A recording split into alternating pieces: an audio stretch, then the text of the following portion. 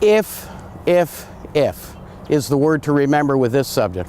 While the infamous LRT in the region of Waterloo has made its way down to Cambridge recently to get feedback on its route down to the Ainslie Street terminal. Well, this is the proposed route. I'm in Preston right now, and in the background is the bottom of Shaunt's Hill where the ION is proposed to enter Cambridge.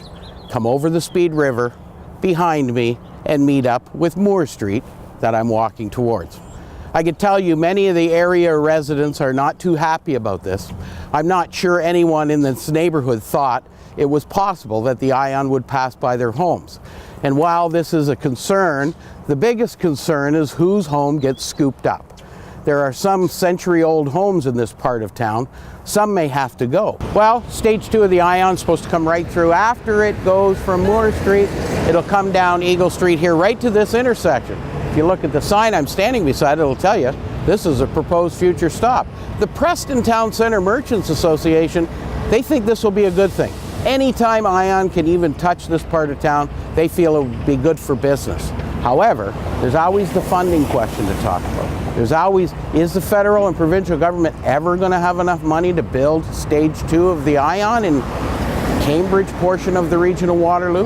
Well, that's yet to be decided. But even if all the stars align, even if all the funding comes through from the various levels of government, even if the taxpayers believe they should fund stage 2 of it, the earliest it's going to be is 2026. That's 9 years away before we'll see any construction here at King and Eagle. Or should it be right here at our own Waterloo International Airport? Regional Council has just approved plans to expand it as we need it. Well, we know that Toronto Pearson International Airport is running out of capacity, and we could be that overflow for them.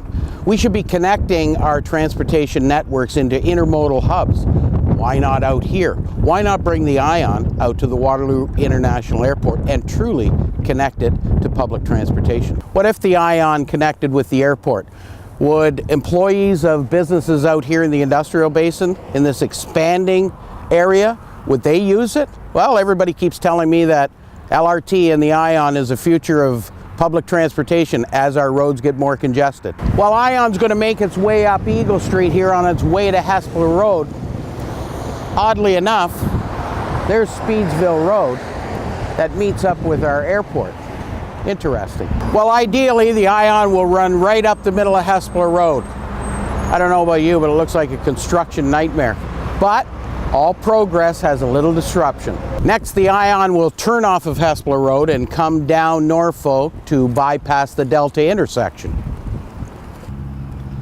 So after it makes its turn in and around Norfolk Avenue, it'll find its way to this abandoned railroad and follow its way on down to Ainslie Street Terminal. Well, and our story ends here. The LRT ION all the way from Conestoga Mall, all the way down through Kitchener, down through Cambridge and the Preston part of Cambridge, and all the way here to the Ainslie Street Terminal where it will end.